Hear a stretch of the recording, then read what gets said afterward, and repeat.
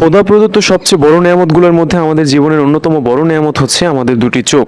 ভাবতেই অবাক লাগে যখন আমি চক্ষু হাসপাতালে পার্সেল ডেলিভারি দিতে যাই, তখন দেখি শুধুমাত্র এই দুটি চোখের জন্য কত সেক্টর রয়েছে এই হাসপাতালে, কত পরিষেবা, কত ডাক্তার, কত পরীক্ষা নিরীক্ষা এবং প্রতিদিন কত শত মানুষ এখানে আসছে নিজের চোখের সমস্যা নিয়ে।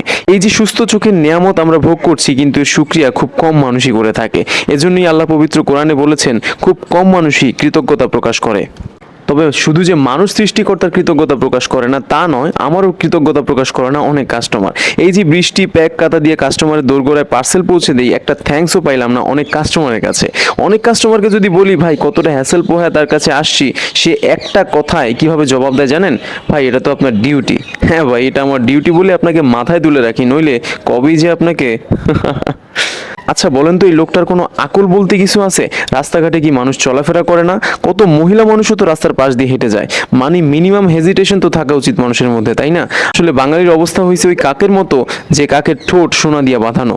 এর চাইতে উৎকৃষ্ট উদাহরণ আর দিতে পারলাম না ভাই। ওয়ালাইকুম আসসালাম ভাই, আপনার পার্সেলটা নিয়ে আসছি, এই যে আনন্দবাজার, পার্সেলটা নিয়ে যান ভাই।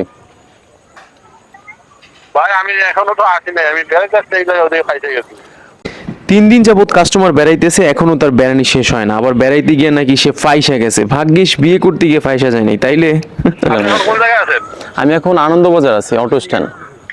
অটো স্ট্যান্ড আছেন? জি। আপনি ওই যে মসজিদের সামনে যান, যাক, ভাগ্য ভালো কাস্টমার পার্সেল রিসিভের প্রশ্নে পোল্টি মারে নাই অন্যান্য কাস্টমারের মতো, নাইলে ফরচুনেটলি কাস্টমার ফ্রড হয় নাই, কোনো না কোনোভাবে রিসিভ করে নিছে। কিন্তু এই ধরনের কাস্টমার যখন সময় চেঞ্জ করে, টাইম চেঞ্জ করে, তখন খুবই ভয় লাগে। মনে হয় এই বুঝি ক্যান্সেল করে দিল, এই বুঝি লোকেশনে না থাকার অজুহাতে উড়াই দিল পার্সেল। যাক, এটা সবই ভাগ্যের। এই কাস্টমারের সাথে চোর পুলিশ খেলতে খেলতেই বেলা ফুরিয়ে এসছে, সাথে আমার কাজও। মাগরিবের ওয়াক্তের সাথে সাথে যখন ধরায় অন্ধকার নেমে আসে, তখনই জীবনের কঠিন বাস্তবতা উপলব্ধি করতে পারি। তা হচ্ছে জীবনের বই থেকে সময়ের পাতাগুলো অনবরত উল্টে যাচ্ছে ধীরে ধীরে। ধীরে ধীরে শেষ হচ্ছে জীবন নামক গল্পের। হঠাৎ সব সময়ের মতন এই মসজিদের একটি কর্নারে দেখতে পেলাম একটি নিষ্পাপ প্রাণ, একটি ছেলে যে হয়তো আমারই সমবয়সী, কিন্তু সৃষ্টিকর্তার সেজদায়, যার হৃদয় নিষ্কুলুষ নির্ভেজাল। সৃষ্টিকর্তাই তাকে এমন করে তৈরি করেছে যেন আমাদের জন্য সে উদাহরণ হয়ে থাকতে পারে। কিন্তু আফসোস, আমরা সেই শিক্ষা নেই না।